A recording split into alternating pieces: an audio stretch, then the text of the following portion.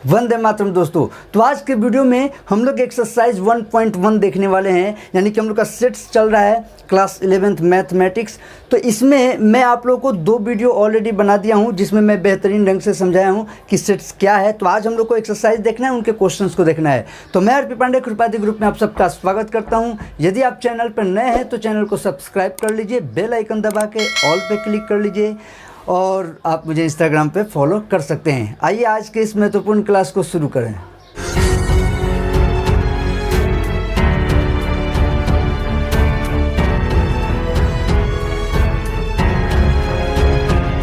तो ये देखते हैं, जैसा कि हम लोग का जो 1 नंबर क्वेश्चन है एक्सरसाइज 1.1 का।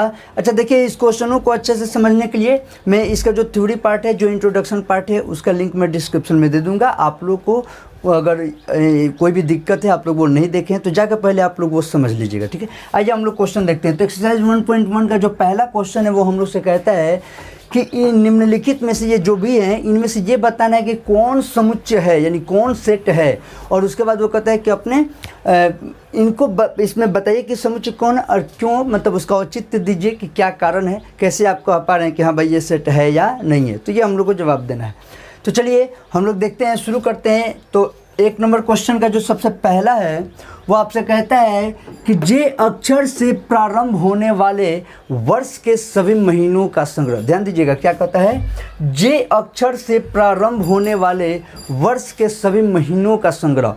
तो जे अक्षर से सबसे पहले आपको ये डिसाइड करना है कि क्या ये सेट है या नहीं है। तो सबसे पहली बात, अगर सिर्फ महीनों का भी संग्रह करता तो महीना हमारे पास तो 12 है, उसमें से भी ये डिफाइन कर दिया कि भाई जे अक्षर से होता है। तो आपको सभी महीना पता है, जनवरी, फरवरी, मार्च, अप्रैल सब आप लिख सकते हैं, ठीक है। तो उसमें से जो भी जे अक्षर से हमारे प्रारंभ होने वाले महीने हैं वो इस सेट के मतलब उनको क्या हम एकत्रित कर सकते हैं।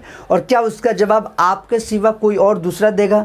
क्या मैं कहूँगा कि जे अक्षर से प्रारंभ होने वाला जनवरी, फिर उसके बाद कहा जाए जून, फिर उसके बाद कहा जाए जुलाई, तो क्या हम लोग को कोई और आके कुछ और कहेगा?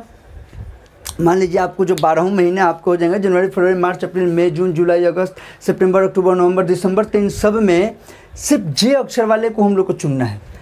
तो ऐसा तो नहीं ना है कि आप अगर बोल दिए जनवरी, जून, जुलाई इस टाइप से, तो कोई और आएगा तो कहेगा नहीं दिसंबर भी होगा। दिसंबर तो इसमें नहीं होगा, तो कोई भी बात यही बोलेगा। तो प्रत्येक आदमी, यानी कि इस दुनिया में जितने भी लोग हैं, अगर सभी से पूछा जाए तो सब लोग यही कहेंगे। और मैंने कहा था कि जब कोई सी क्वेश्चन का, यानी कि किसी संग्रह के बारे में बात हो रहा हो और उसका जवाब पर्सन टू पर्सन चेंज हो जाए, एक आदमी से दूसरे आदमी पे बदल जाए, तो वो सेट के अंतर्गत नहीं आता है, समुच्चय नहीं होता है। लेकिन जिसका जवाब यानी कोई एक संग्रह का बात हो रहा है और उसका जवाब सभी का एक जैसा ही है, तो वो सेट हो जाएगा। तो यहाँ पर वेल डिफाइंड है, क्या हो गया? तो इसके औचित्य आपको देना है, इसके कारण लिखने हैं तो लिख देंगे आप कि हाँ, जे अक्षर से प्रारंभ होने वाले सभी महीनों का संग्रह एक वेल डिफाइंड कलेक्शन है, यानी कि एक सुपरिभाषित संग्रह है। और तो इसलिए ये क्या हो जाएगा?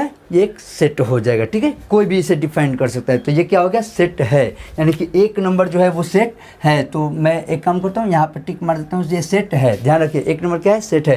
कारण आप जैसे मैंने बताया वो लिख दीजिएगा, आपका काम हो गया। ओके, चलिए 2nd नंबर क्वेश्चन देखते हैं। तो 2nd नंबर क्वेश्चन में हम लोग को क्या देखना है कि भारत के 10 सबसे अधिक प्रभावशाली लेखकों का संग्रह। ध्यान दीजिएगा, भारत के 10 सबसे अधिक प्रभावशाली लेखकों का संग्रह। मैंने आपसे जब सेट के बारे में बताया था तो क्या कहा था कि अब 10 प्रभावशाली लेखक, क्या आपके भारत में सिर्फ 10 ही लेखक हुए हैं? नहीं, बहुत से लेखक हैं। अब उसमें से 10 प्रभावशाली, किसी के लिए कोई प्रभावशाली होगा तो किसी के लिए कोई प्रभावशाली होगा। मान लीजिए कि कोई एक ऐसा लेखक है जिसको कोई पसंद नहीं करता है, एटलीस्ट उसके घर वाले तो उसे पसंद करेंगे, तो उसके लिए तो वो प्रभावशाली हो गया। यानी कि ये 10-10 का जो सेट बनेगा, जो संग्रह बनेगा, वो हर इंसान का अलग अलग हो सकता है। उसमें से 2-4 कॉमन हो सकते हैं पर संपूर्ण एक जैसा नहीं हो सकता है, यानी कि ऐसे चीज़ें सेट के अंतर्गत नहीं आएगा। तो आप इसके कारण दे दीजिएगा कि भारत के 10 सबसे अधिक प्रभावशाली लेखकों का संग्रह जो है वो सेट नहीं है। क्यों? क्योंकि ये एक वेल डिफाइंड कलेक्शन नहीं है। सबसे अधिक प्रभावशाली मापदंड करने का हमारे पास कोई पैमाना नहीं है कि हम उसे मापदंड कर सकें। तो ये क्या हो जाएगा? ये सेट नहीं होगा, तो ये सेट के अंतर्गत नहीं आएगा। तो 2 नंबर जो है वो सेट नहीं है। ओके, चलिए क्वेश्चन नंबर 3, इसमें 1 का 3 देखते हैं। 3 नंबर में कहता है विश्व के सर्वश्रेष्ठ 11 बल्लेबाजों का संग्रह। तो विश्व के सर्वश्रेष्ठ 11 बल्लेबाज, अब क्रिकेट प्लेयर्स तो बहुत ज़्यादा हैं और उसमें से सर्वश्रेष्ठ 11 चुनना है।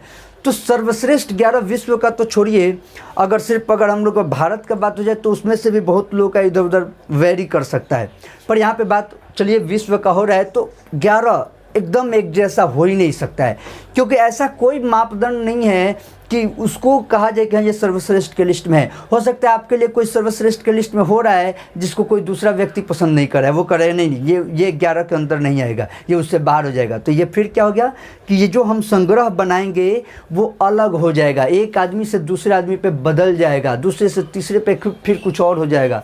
तो ऐसा कोई भी चीज़ सेट नहीं होता है, या आपको अच्छे से जो थ्योरी पार्ट बताया गया उसमें समझाया गया है। तो ये क्या हो जाएगा, तो फिर यहाँ पे सर्वश्रेष्ठ मापदंड करने का हमारे पास कोई ऐसा नहीं है कि कोई मापदंड कर सके कि सर्वश्रेष्ठ भाई इसी जैसे बुखार मापते हैं तो ऐसा कुछ मापने वाला नहीं है कि हम नाप लें कि हाँ भाई ये माप के बता दें 11 बल्लेबाज यही होंगे और ये नहीं होंगे। ठीक है, ये सबका अपना अपना व्यू अलग अलग हो सकता है। तो ऐसा चीज़ क्या हो गया, फिर सेट के अंतर्गत नहीं आएगा, यानी कि 3 नंबर भी सेट नहीं है। चलिए 4 नंबर देखते हैं, आपकी कक्षा के सभी बालकों का संग्रह। तो आप जिस क्लास में बैठे हैं, आप जिस कक्षा में भी हैं, उस कक्षा में जितने बालक हैं, उस कक्षा में जितने बालक हैं उनका संग्रह आप बताइए तो सेट होगा कि नहीं होगा? बताइए। एकदम वो सेट है। क्यों? समझिए, आपकी कक्षा के सभी बालकों का संग्रह, पूरे मतलब ये नहीं बात किया जा रहा है, चाहे जो भी आपके कक्षा में भी पढ़ने वाले आपके स्कूल में जितने भी बच्चे हैं उनका आप लिस्ट आराम से निकाल सकते हैं। वो कितने बालक हैं वो आपसे पूछा जाएगा तो भी आप वही बताइएगा, दूसरे से पूछा जाएगा तो वही। अब यहाँ पे आप ये तर्क मत देने लगेगा सर हमको तो सबका नाम ही याद नहीं तो हम कैसे बताएंगे। यहाँ पे वैसी बात नहीं हो रही, आपको याद नहीं है, रजिस्टर मेंटेन है ना, वो तो सब जगह इकट्ठा है ना। तो यानी कि किसी से भी पूछा जाए कि आपकी कक्षा का ये बालक है और अगर वो है उस कक्षा का तो आप कह दीजिएगा हाँ। दूसरे किसी के बारे में पूछा गया तो नहीं कहेगा। तो यानी कि उस संग्रह के अंतर्गत जितने भी लोग आएंगे वो एक वेल डिफाइंड कलेक्शन है, यानी कि वो एक सुपरिभाषित संग्रह हो गया। तो आपकी कक्षा के सभी बालकों का संग्रह जो है वो सेट है, क्योंकि ये एक वेल डिफाइंड कलेक्शन है। हम आसानी से बता सकते हैं कि हाँ भाई ये मेरे क्लास का कक्षा का है या नहीं है। ठीक है, नेक्स्ट देखते हैं 5 नंबर। अब इसमें कहता है 100 से कम, ये 4 नंबर हो गया है सेट हो गया। 5 नंबर देखते हैं, 100 से कम सभी प्राकृत संख्याओं का संग्रह। तो 100 से कम सभी प्राकृत संख्याओं का संग्रह, इस प्रकार के प्राकृत संख्याएं, पूर्ण संख्याएं, ये सब जो भी हैं ये सभी सेट तो होते ही हैं। पर यहाँ पे आइए इस पे फोकस करते हैं कि 100 से कम प्राकृत संख्या है। क्या 100 से कम प्राकृत संख्या है? इस दुनिया में किसी से भी पूछा जाएगा तो वो नहीं कहेगा 1 2 3 डॉट डॉट डॉट और कहाँ तक जाएगा, 99 तक जाएगा, 99। क्यों? क्योंकि 100 से कम, 100 से कम नेचुरल नंबर्स जो हमारे हैं वो क्या है 1 to 99 तक होंगे।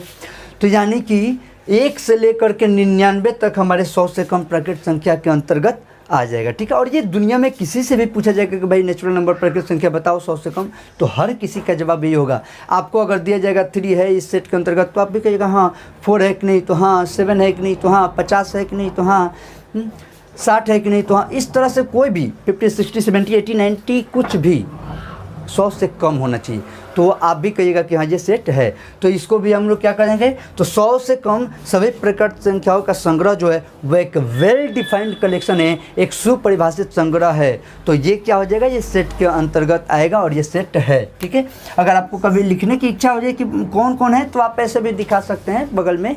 ठीक है, कि ये सेट हो गया, और ऐसे दिखा के क्या कर दीजिएगा, यहाँ पे ऐसे ब्रेसेस के इसको अंदर कर दीजिएगा। ठीक है, संग्रहों को सेट को कैसे रखते हैं ये सब मैं बता दिया हूँ कि ब्रेसेस के अंदर लिखा जाता है, कोमा से सेपरेट करके रोस्टर फॉर्म में लिख रहे हैं तो ये सभी रोस्टर फॉर्म में ही है, कोमा से सेपरेट करके। आइए आगे बात करते हैं। तो 5 नंबर भी क्या हो गया, सेट है। चलो 6 नंबर, लेखक प्रेमचंद द्वारा लिखित उपन्यासों का संग्रह।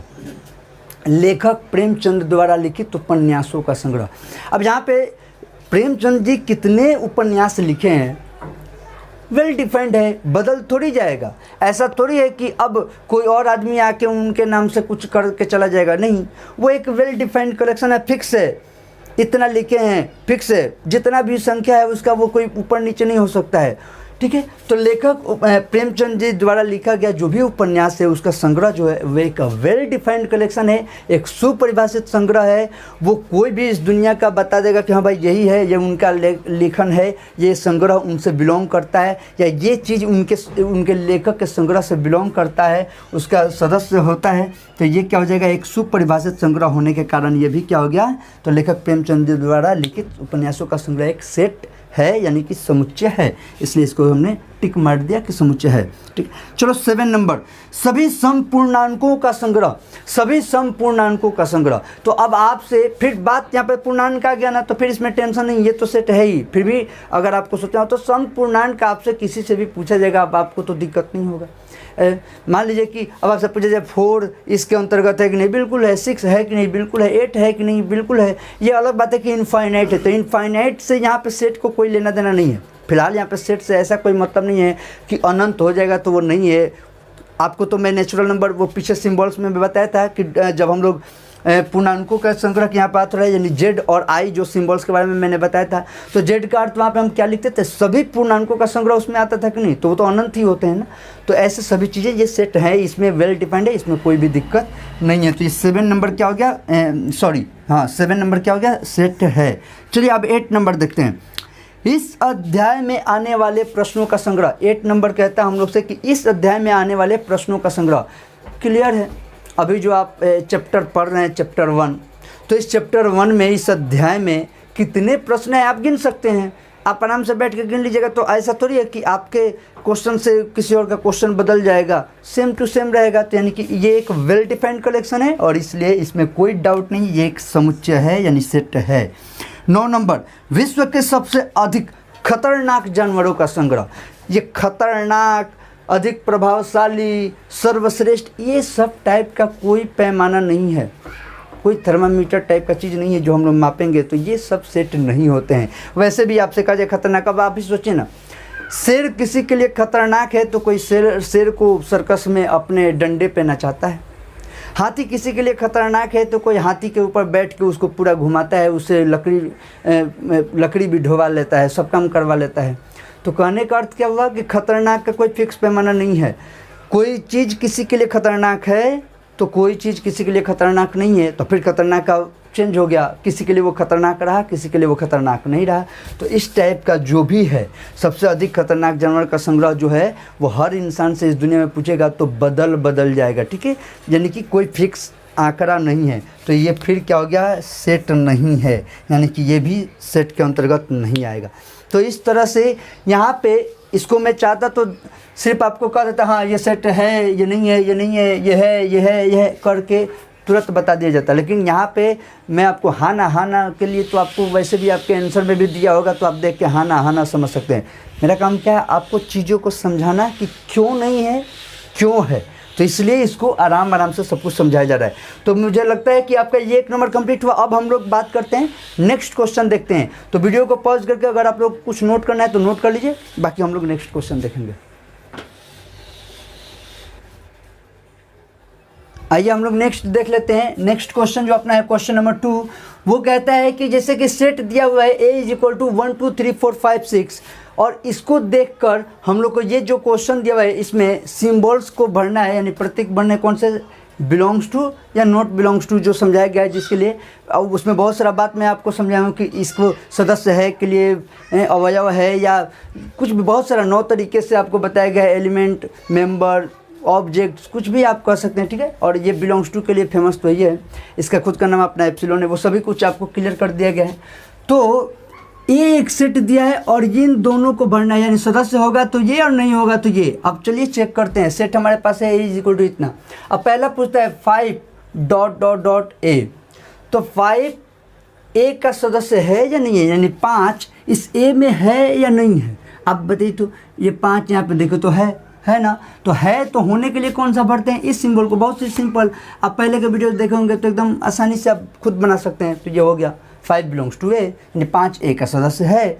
जब नहीं होता है तो ये काट देते हैं। आगे बढ़ते हैं, देखते हैं 2 नंबर में 8 ...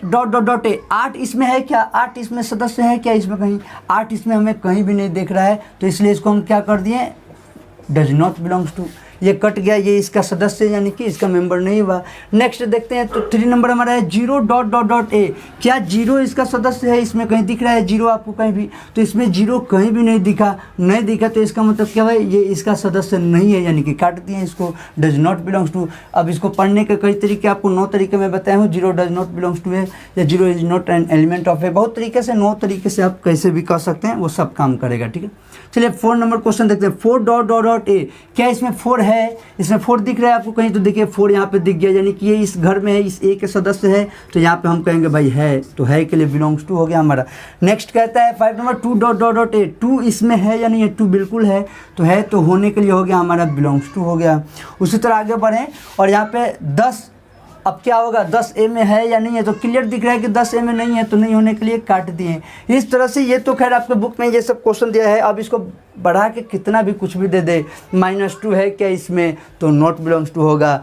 इसमें 3 है क्या? तो हाँ है, तो बिलोंग्स टू हो जाएगा। इसमें कह दे 7 है क्या? तो नहीं है, तो डज नॉट बिलोंग्स टू होगा। इसमें 100 पूछ दिया है क्या? तो नहीं है, तो डज नॉट बिलोंग्स टू होगा। इस तरह से कुछ भी अपने से कोई भी एग्जाम्पल लिखो और बनाना शुरू कर दो, इस तरह से आपको प्रैक्टिस ज़्यादा हो जाएगा। तो ये हो गया सिंबल। ठीक है, 5 इसमें था तो होने का हो गया, 8 इसमें नहीं था तो नहीं हो गया, 0 इसमें नहीं था तो नहीं हो गया, 4 इसमें है तो हो गया, 2 इसमें है तो इसलिए बिलोंग्स टू का सिंबल इसको यूज कर दिया एप्सिलॉन का, और 10 इसमें नहीं है तो नहीं का। होने के लिए ये होगा और नहीं होने के लिए इस सिंबल का यूज करते हैं। ठीक है, चलिए, तो ये तो हो गया हम लोग का क्वेश्चन नंबर 2 कंप्लीट। अब क्वेश्चन नंबर 3 देखते हैं। तो क्वेश्चन नंबर 3 में हम लोग को, क्वेश्चन नंबर 3 जो है इसमें हम लोग को क्या कहता है देख लेते हैं। ये क्वेश्चन कहता है कि निम्नलिखित समुच्चयों को रोस्टर रूप में लिखिए। तो 3 में जो आएंगे ये समुच्चय दिए हुए हैं, इनको रोस्टर रूप में लिखने। ये कैसे हैं? सेट बिल्डर फॉर्म में है, यानी कि समुच्चय निर्माण रूप, हाँ समुच्चय निर्माण रूप में है, और हमें इसको रोस्टर रूप में लिखना है, यानी कि सारणीबद्ध रूप में। ठीक है, जिसे टेबुलर फॉर्म भी कहते हैं। तो आइए देखते हैं क्या कहता है, इसको समझिएगा, और ये आसान होता है। देखिए, सेट बिल्डर फॉर्म से रोस्टर फॉर्म में आना बहुत आसान होता है। रोस्टर फॉर्म से सेट बिल्डर फॉर्म में जाने में बच्चों को ज़्यादा दिक्कत होता है। तो यहाँ पे पहले समझते हैं। x सच दैट x एक पूर्णांक है। क्या हो गया? x एक पूर्णांक। देखिए, आपको बनाने का मैं तरीका बताता हूँ कैसे बनाना है आपको। अभी मुझे बिल्कुल नहीं आता है, चलो बिल्कुल नहीं हम जानते हैं, आगे बढ़ते हैं। x सच दैट x एक पूर्णांक है। पूर्णांक शब्द सुन लिए ना, क्या सुन लिए? पूर्णांक है। तो पूर्णांक ध्यान आते ही हमारे दिमाग में क्या क्या गुंजना चाहिए? बाप रे, बहुत इधर अनंत से आएगा, क्योंकि अनंत निगेटिव पूरा होता है ना, तो अनंत से आ रहा है, यानी बहुत सारा संख्या है। -5, -4, -3, -2, -1, 0, 1, 2, 3, 4, 5, 6, 7, 8, 9, 10 ... इस तरह से बहुत सारा संख्या हो जाएगा। क्या हो जाएगा? बहुत सारा संख्या हो जाएगा। तो ये सभी पूर्णांक हैं, अनंत से आ रहा है, इधर से भी और उधर भी बहुत अनंत है। अब यहाँ तक का काम खत्म। एक सच दैट x एक पूर्णांक है। अगर इतना कहता तो हम लोग इसी को सेट बना देते, लेकिन अभी ध्यान दीजिएगा, और शर्त अब इसमें आ गया। क्या है? x -3 से बड़ा है और 7 से छोटा है। आपको तो इसमें परेशानी नहीं ना होता होगा, लेस देन ग्रेटर देन इसमें दिक्कत होता होगा तो बताइएगा ज़रूर। इसके लिए हम स्पेशल एक वीडियो बना देंगे, क्योंकि ये बहुत इंपॉर्टेंट है और बचपन से पढ़ना होता है। तो x is greater than -3 and less than 7। ठीक है, अगर किसी को भी प्रॉब्लम होता हो तो जिधर मुंह खुला हुआ है वो बड़ा होता है, जिधर मुंह छोटा है बंद है वो छोटा होता है। तो जैसे यहाँ पे मुंह बड़ा है तो यानी x बड़ा है किससे? -3 से, और यहाँ पे x के पीछे x की तरफ क्या है? छोटा है। इधर बड़ा है, यानी कि x जो है 7 से छोटा है। तो x ही तो बताना है। x मतलब क्या? जो लिखा हुआ है इसको बताना क्या? तो -3 से बड़ा होना चाहिए और 7 से छोटा। तो -3 से क्या हुआ कि हम पहले पूर्णांक तो लिख लिए। अब पूर्णांक लिखने के बाद ये मैं बता रहा हूँ कि आपको एकदम बिगिनर से कैसे बनाना है। अब ये सब हम लिख लिए। अब जब जैसे आगे बढ़े तो पता चला -3 से बड़ा चाहिए, -3 से बड़ा चाहिए। अब -3 से बड़ा यानी कि -3 भी नहीं चलेगा, उससे बड़ा।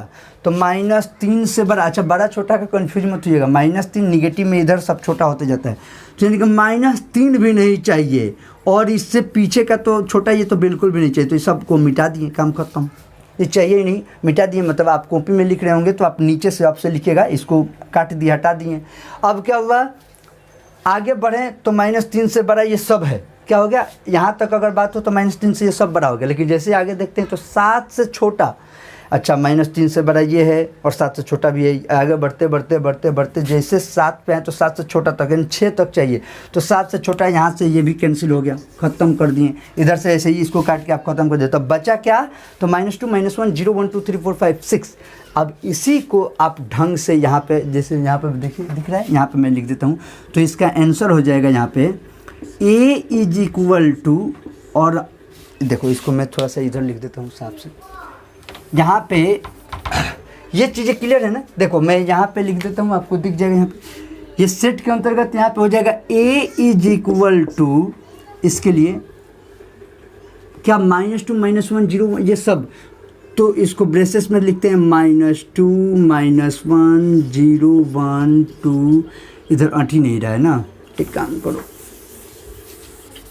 यहाँ पे देखते हैं, यहाँ से लेके यहाँ तक तो आपको क्लियर है ना, यहाँ से यहाँ तक क्लियर है। अगर मैं इसे मिटा दूँ तो कोई दिक्कत नहीं, तो इसको थोड़ा सा साइड करिए, ठीक है। और अब हम यहाँ पे आराम से लिख देते हैं A = -2 -1, इस तरह से आप कॉपी में देख के लिख लीजिएगा, ठीक है। तो इसको हम मिटा देते हैं और हम डायरेक्ट लिख देते हैं, कोई दिक्कत नहीं, ये जगह बिना काम कर ले रहा है, ठीक है।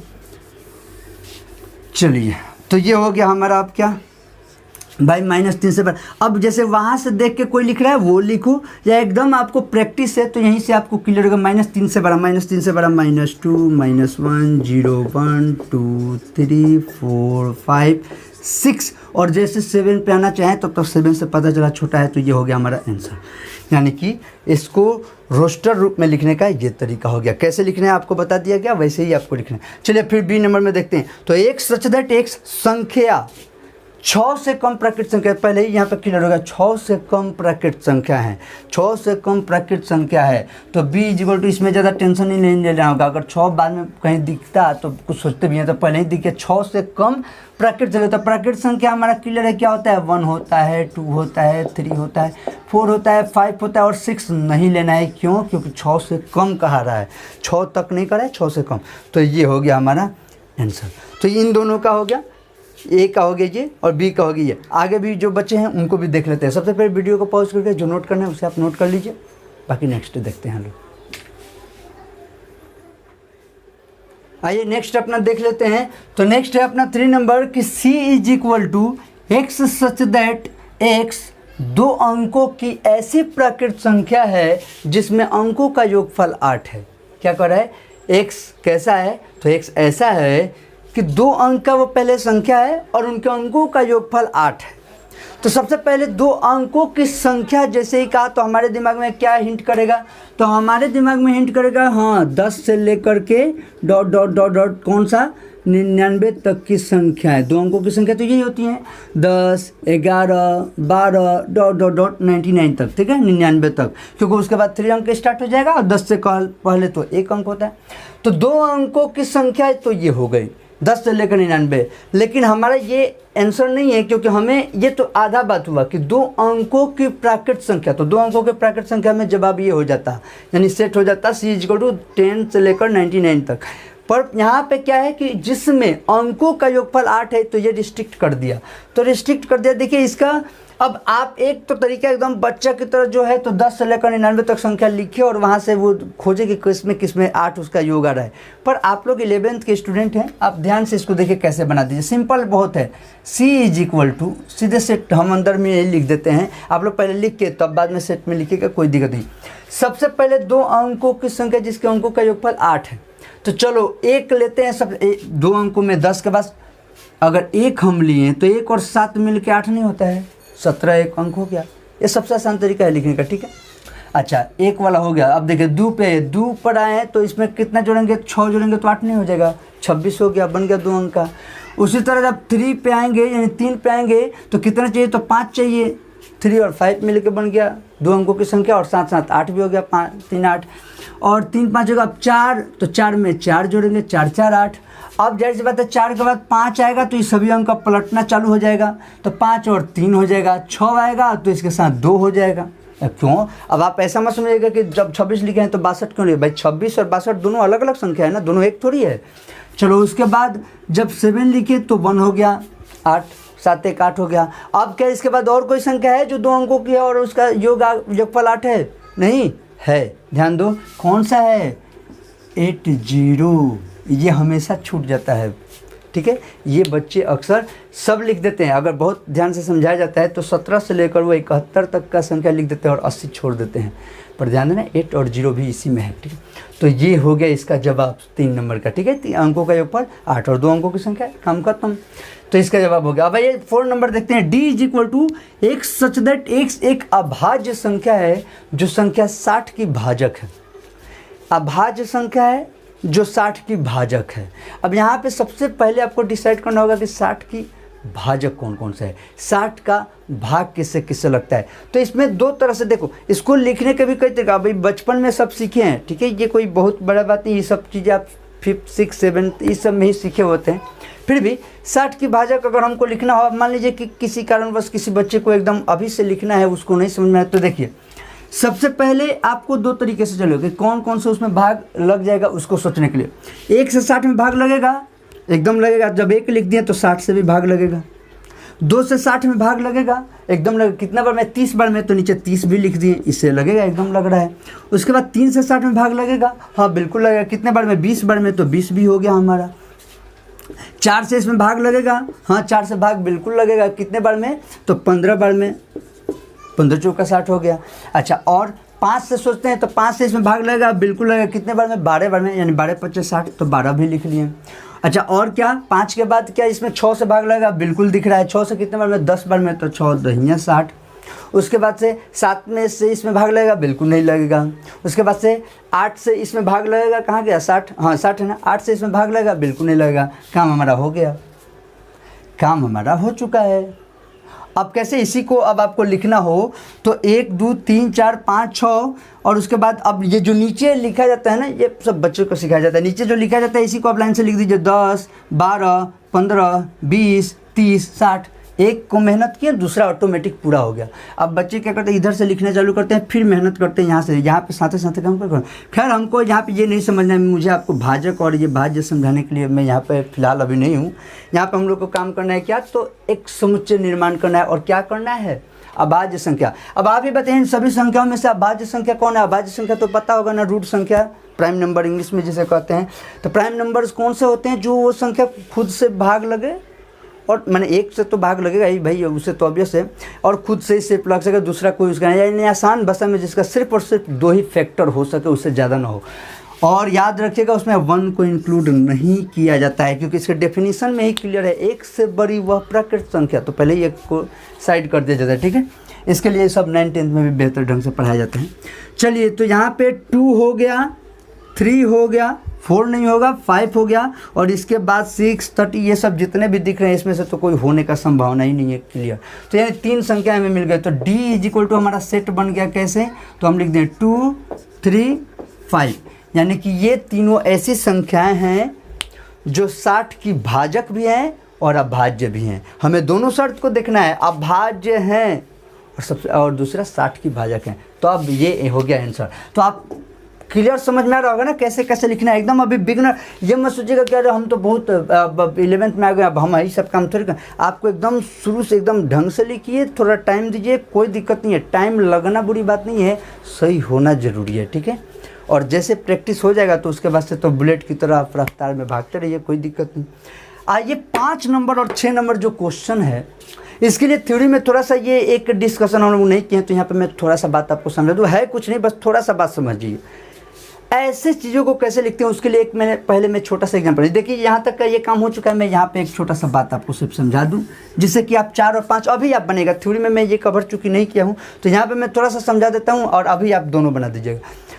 होता क्या है कि रोस्टर रूप में जब हम लेटर्स लिखते हैं, कोई भी एक एक अंक ABCD या कुछ भी ऐसा लिख रहे हैं, तो रिपीट नहीं आना चाहिए। फॉर एग्जांपल समझिए कैसे, अगर बुक को BOO के बुक है ना, इसको अगर रोस्टर रूप में लिखना हो, सेट में रोस्टर फॉर्म में, तो इसको ऐसे लिखते हैं। मान लीजिए A इज इक्वल टू अगर लिख रहे हैं, A इज इक्वल टू, और बुक को लिखना है तो बुक को हम लोग कैसे लिखेंगे, तो B लिए, B लिख दिए, कोमा, उसके बाद O है तो O लिख दिए, कोमा, फिर इसके बाद O है तो O पहले से लिखा गया है तो दोबारा नहीं लिखना है, उसके बाद K है तो क्या कर दिए, K को लिख दिए। ये हमारा हो गया बुक का। ठीक है, तो इस तरह से हम लोग क्या कर लिए, तो बुक का बना दिए। इसी प्रकार से आप लोग ये ट्रिग्नोमेट्री और ये सब का आराम से बना लेंगे। हम लोग को कुछ भी ऐसा कोई भी लेटर हो तो इसको ऐसे ही हम लोग बना लेते हैं। ठीक है, तो ये बन गया। तो आइए ट्रिग्नोमेट्री और इन सब को देख लेते हैं। तो आइए, जैसा कि ये हम लोग का बुक का हो गया, BOK हो गया। उसी तरह से अब क्या समझें कि डबल वाला होगा तो उसे नहीं लेना है। सिंगल सिंगल जैसे कैट का होगा CAT, तो भाई इसमें 3 ही है, मान लीजिए B इक्वल टू दिखाना हो तो C,A,T हो जाएगा। ये कैट का हो गया। यानी कि डबल सिर्फ रिपीट जो होगा वो नहीं लिखा जाता है रोस्टर फॉर्म में। बस इतना ही सा छोटा सा बात था। अब भैया अब इसको लिखते हैं। ट्रिग्नोमेट्री को हमें लिखना है रोस्टर फॉर्म में, तो क्या हो जाएगा रोस्टर फॉर्म में, E इज इक्वल टू, अब ध्यान से बस रिपीट नहीं हो दोबारा, T लिखें तो T कोमा, सभी को कोमा दे दे के एक एक लेटर ही लिखना होता है।